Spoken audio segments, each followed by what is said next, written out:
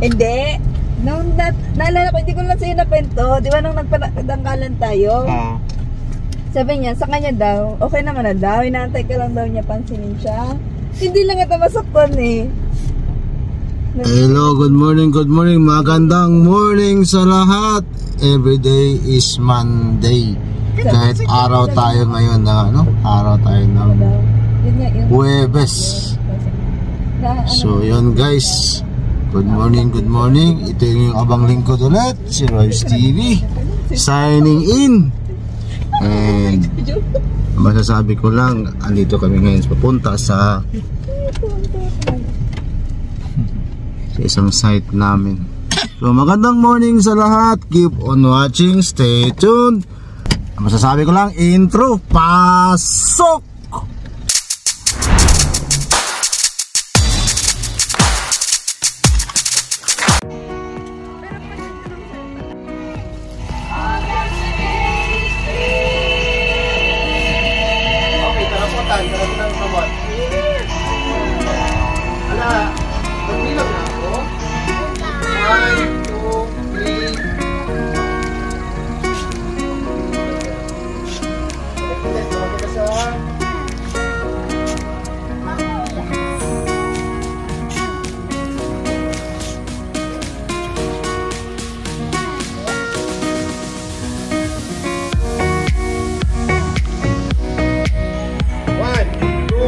So dito guys, mapapansin natin kasalukuyang papractice yung mga kabataan sa recognition nila ngayong April 15.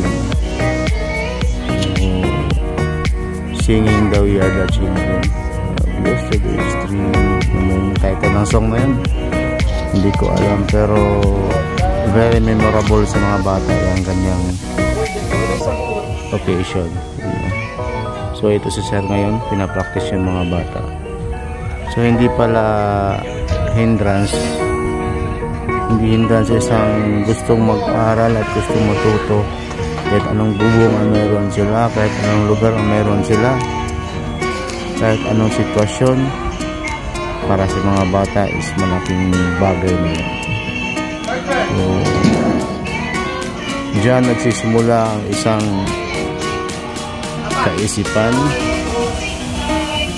isang kadunungan while nagpa-practice sila in preparation sa kanilang recognition. So yun guys,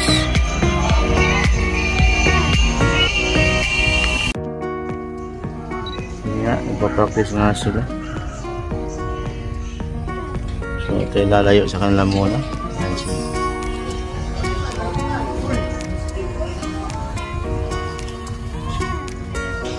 Ito yung binanggit ko last time, yung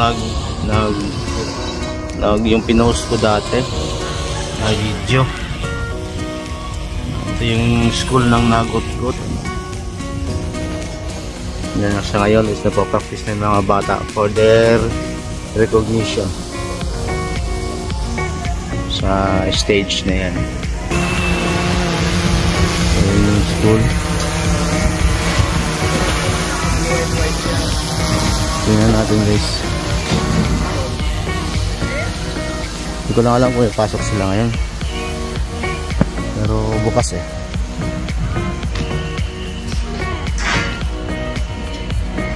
Kanyang donated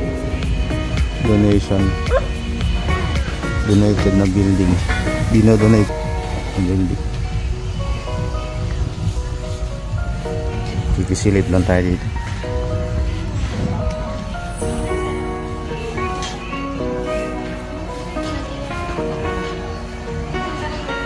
Tingnan yung ano nila, klase.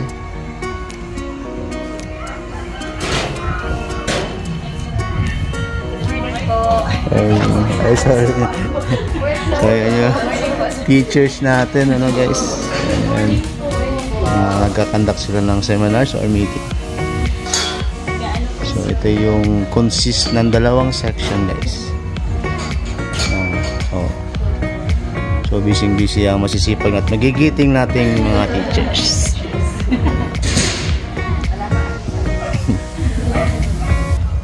kayo dito sa kabila. Ayun. Mas okay to ngayon guys. Bagong upuan na sila. So dito yung dalawang klase. Kung grade 1, grade 2 to, kalahati grade 1, kalahati grade 2. Sa kabila, ito din. Grade 1, grade 2. So ayun guys. Nakita lang natin ano. Dalawang section. Dalawang room, 4 na section. Ito yung dalawang room din. 4 na section din.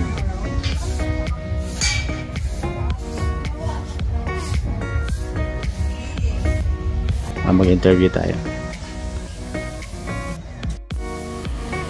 Ayan guys, kunukunan natin sila ng dokumenta tayo. So yun yung mga teachers natin sa Magutgut Elementary School. Nasa kasalukuyang gumagawa sila ng for recognition sa mga sa students na magtatapos ngayong April 15. Yung pinapakita ko sa inyo kanina guys, yun yung stage nila. Yun yung multi-billion na stage.